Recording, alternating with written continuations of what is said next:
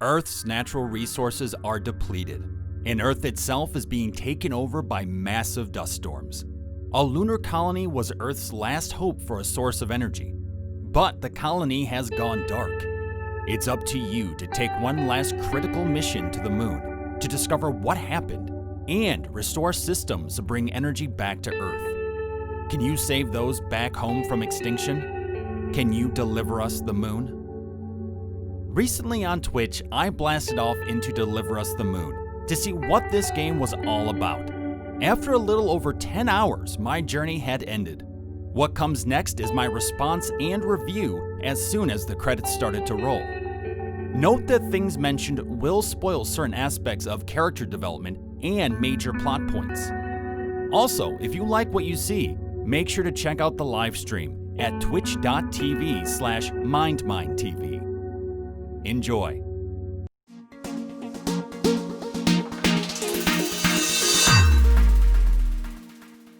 There you go. So these are all the people that worked very hard on this game. So I want to make sure to showcase that. I would say my personal point of view on this game, the graphics are very beautiful. The animations are super well done. They are probably some of the smoothest animations I've seen in a game in quite some time. And I mean that from both indie as well as AAA, but especially in indie game, from indie game or wherever. Like I just feel like the animations were very, very damn smooth. The art style was very consistent and very well done. Lighting was very, very good. I thought the voiceover for the most part was pretty solid. There were some people that were very good, some voices that weren't that good, but good enough. I thought that the music was very well done. The person who did sound, like the environmental sound, did a superb job. I thought music was a great choice. I think that the story, for the most part, has a lot of good stuff to it. I will say that I'm a little deflated by the ending there. I guess in a way, like for one, with the whole Ralph thing, I guess it is kind of poetic. He did come to try to, save Sarah, and luckily she was still alive. Isaac evidently did her that favor by putting her under cryo until someone could come to help her. But there are so many unanswered questions, but not, I feel like, in a good way, if that makes sense. Like, I feel like there were just too many things that were out for the open that they probably should have tried to close off a little bit neater. There was just too many things where it's like, hey, all this stuff that's been driving all this energy? Yeah, fuck it. In the end, it's just about Rolf and Sarah. But it's like, for the longest time, you didn't even know you were Rolf. You didn't even know the main... Like, you knew why you were going there in a sense, but you didn't understand for most of the time, the character's main goal or objective for going there. It wasn't just the energy. It wasn't just for seeing what happened to the people there on that base, but it was for Sarah. But for most of that game, we never felt that. We never knew that. We were left in the dark, but we were playing that character. And I think that's one of the biggest things that kind of hurt the story in a way, was that we are this person who has all this knowledge on what to do and what these things are, who had these experiences on these stations and stuff, but yet we felt as the players so disconnected from that. And I felt like if this person had lived on the station, which he did, and everything else, that it wouldn't be so new to us. But the fact was that it created like a big disconnect between myself and the character, knowing it was Ralph. It was an interesting twist, but I think it was a twist that didn't need to happen. And yeah, the ending felt a little underwhelming because we didn't have that strong connection to Ralph and his feelings, because we had no voice, we had no face really. We had the voice in a little bit, or a little bit through audio recording, and then I think through an email or something we had a little bit of him, but that was it. And again, they hid it from us for a good portion of the game. So again, it was an interesting twist, but it created this disconnect between us and the character. And it made it hard to care at the very end. I'm also a little underwhelmed because it's like he slammed into a wall, but he's been going through all this other stuff, and it's the bash into the wall that does him in. That I don't quite understand. It felt like that was kind of forced. Like, well, we need to kill him, but injure him enough where we'll eventually kill him, but not before he can get the power array lined up and everything else and get all this stuff out. So I don't know. Like, it's cool. I thought that was neat to have the ending there, like the twist of like, aha, Claire came up, you know, like evidently that power was enough to get things going so they could get another rocket up there. But like, how much time had passed at that point then? Like, there had to have been a ton of time. If it took them 5 years or so to build a rocket to get up there, it would have to have taken them another 5 years then. Now, I guess that's good because, hey, at least they can now save Sarah. But who is Sarah? I mean, we followed her and everything like that. I mean, she's kind of a main character, which I really liked that too. I liked how we were the main character and then Sarah was kind of the main character. And these two stories were unfolding before our eyes, but they were at different times, right? I mean, that was cool. But we didn't play Sarah, you know, and it's like, and then our character's dead, but we never really got to know him. Then it just felt like, kind of like, all right. Because you know he's dead at that point. He's got to be. And I mean, I guess that it does answer the question though, because originally I was like, well, they have power being sent over to Earth, but it's only temporary, right? Because there's no one manning the station. There's no one manning and maintaining the energy source. It's just that one helium-3 container or whatever. So is that really going to be enough energy for them to do anything with it, right? Like at this point, it just feels kind of mute. But evidently, it was enough to get them up there and to see what happened, right? To get another exploration, what do I want to say? Another unit up there to explore and get a sense of what happened. And hopefully then save Sarah, but we don't know. That's kind of open, right? Ideally, save Sarah and go from there. But again, they just left so much open. What happened to the settlers that got evacuated? What happened to MacArthur and that group? They said ARCs left. Left for where? Where are they going? What are they trying to do? How are they supposed to survive? Also, we're guessing, it was kind of, I guess, sort of pointed out a little bit that the ARCs were potentially those 3 golden balls. Because they point out, like, what are these things? What are these things out here? Well, potentially, I'm guessing those were the ARCs. So the thing is, they said, well, 2 left, 1 stayed. Well, there are still those 3 golden balls there. So clearly 3 ARCs are still there, question mark? What happened there? You know, and Kathy, we kept hearing about this family and that supposedly her sister's in the first ARC. So what happened to all of them? I'm guessing they're all dead. I'm guessing, unless cryosleep is still holding up there. What else? Where's Isaac? What happened to him? It's like all these, I don't know, there's so much left open. It just feels like there needs to be a little bit more closure. And because so much stuff was left open, it gets me to the point where I'm like, I don't know, do I care, do I not? I'm not sure. I don't know.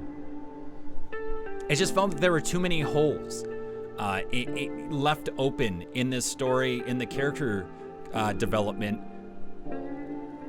that I'm just kind of like, I don't know. I mean, like the story started out very strong, and in the middle was very strong. But in that ending, I don't know. It was cinematic. It felt cinematic. It looked good. It from a framework perspective or a template perspective when building out a film, those are good things to have. Like, they work well in other films, right? I just don't know if it really works well here, if that makes sense. Because I really liked the game. It drove me to play it and keep going through it, but it just felt like this disconnect. And again, my big thing is that the art style was almost too good, where it was hard because we had no indicators of how to move about, how to interact with things. What was the goal? Like, we were in very broad terms, we were given, align these 2 things. Okay, but then what? Like, what is the purpose? What's the mechanic? Like, give me a little bit of something more, so I know what we're working with. And so a lot of times it's very hard to figure out what the game wanted. Again, and it's like, it's cool to have the challenge, but it gets frustrating after a while, and it pulls you out of the story, and you're starting to lose that narrative now. And it felt like at times with those puzzles too, that they were inserted in, like, okay, now we need something with enemies, and this is gonna be more of a stealth type thing. And then we need this, and then we need that. But it never really quite felt like it truly naturally fit in, if that makes sense, into the story, into the world. Like, the worlds were really well built, and I guess visually it did, but then as you started playing them and running through them, just kind of like, this feels weird though. Like, some of them just kind of felt weird. Some of them felt very good. Some of them felt kind of weird. Like, there was sort of a disconnect. Like, visually they looked very, very good, and everything blended in very well. But like at the same time, it kind of felt like, but why am I doing this? It just feels like it's a puzzle.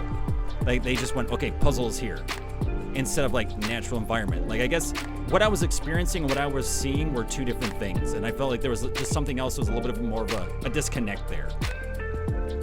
Would I say it's worth the experience? I'd say so. I mean, this is, for instance, included in the Xbox Game Pass. I think definitely support them. I think they've done a really good job with what they've worked with here. And this was a hell of a lot of work. And as you can see, it was all kickstarted, crowdfunded. A lot of people put their money into it and their heart into it and their energy into it. I think they've done an excellent job. I just think personally there were some disconnects and some holes left open that probably could have been actually kind of put together a little bit more.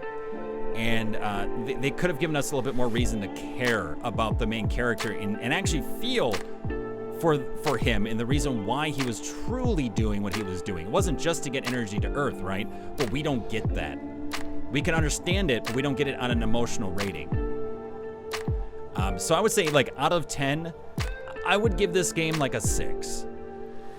Because I think those loopholes, like the not loopholes, but like the gaps in the story, and again, the lack of kind of indication within the world to know what you can do, I feel like that lowers it down. Honestly, if some of the things that I mentioned were in there, I would totally give this a 9 out of 10. I really would. I would give it 8 out of 10 to 9 out of 10, hands down. For whatever that review means to you, right? They're just numbers. Take it with a grain of salt, experience it for yourself. Like, legit experience it for yourself. Go out there and play it. If you've got Xbox Game Passes included, I'm sure, I would imagine it's on Steam. Like, check it out. Like, some people did a fucking good job with this game. Again, it gives me vibes of Tacoma. It gives me vibes of, I was trying to remember some of the other games we were talking about recently, but so in Tacoma's very, very good. This game is very, very good. Like, they've done a very good job. Like, it's a talented crew here, and I really want to see what other games they do. That's a big thing too. I really want to see what other games they do as well. Like, I'm really excited for the future of the developer, of the director, and where they want to take this. So, and I think I wouldn't be as, I guess, kind of harsh on certain elements of the game if they didn't make me care about it. And I think that's always the thing to always keep in mind when you hear a review or when you try to review something as well, in order to be as fair as possible with your judgment of it. And that is, did they make you care about it? Were there times where you got frustrated at something? Were there times where you might have disagreed with something? Good, because that means they've done something to make you care about the game. If they didn't, you would have just sat there and went, well, that's dumb. Okay, cool, whatever. And you'd keep, whatever. You might either quit the game or you just kind of meander through the rest of the game with no really care in the world. You just do your thing, get done, go, hey, I beat it, whatever. Check that off the list. Anytime you start invoking some more emotion to it, though, they did something right. They pulled at your heartstrings or at a deep-seated sort of emotional connection that you have to a thought or philosophy or whatever it may be. And they pulled you in the right direction to get that, to invoke that response. And ideally, that means they did a lot of stuff right. So I want to point that out as well, too. I think that's very important to mention as well.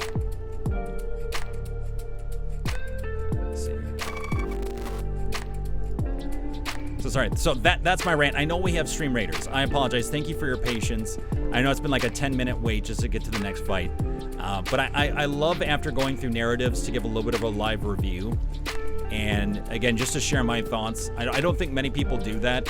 And I always like to try to at least give a fair shake from both sides of what I felt was very good, what I didn't feel was as good. Because ideally, in the end, you all watch this and you all go, I really like that game, I want to go buy it. Or, I don't know about that game, I don't know, So I just want to give you a little bit more explanation so that way you can make a sound decision in the end if you want to add this game or other games to your library and actually take the time to jump into it. Like I said, I think it's been a very good ride. Besides some of the things I pointed out, I think they've really done a very interesting job. And They did a good, like, there were so many really good cinematic moments. You know, something would fall into our laps, basically, you know, fall right there in front of us. We're like, oh my God, whoa, okay, new discovery. You know, or we'd be so close to something and then realize, boom, it's further away than we expected. Like, those little things were very nice. The developers toyed with the player a little bit, but they did it in a good way. I would say a little trolling. Don't take away my oxygen, please. No, but I thought it was in a very good way, though. I was just watching old X-Men today, and the same thing as the wall hit being OP versus the other stuff happening. Yeah, that wall will get you every time, I tell you. Delivers to the Moon 2 coming 2020. And maybe, I mean, that's the other thing, right? Because so much is very open, they could go into another game if they really wanted to. If they wanted, like, that story is there. What happened to Outward? What happened to MacArthur? Again, I remember the names. You all know you did something right when I can remember names. I'm better at faces than names. The fact that I'm saying, oh, MacArthur and Isaac and blah, blah, you know, there's more to it. The rebuilding of the Moon Hub as well. There's plenty of things to do, right? Maybe we find out Isaac got the arc off and went outward. Okay, well, then Claire maybe follows in her father's footsteps once again to try to see what's going on. Maybe we play as Claire next.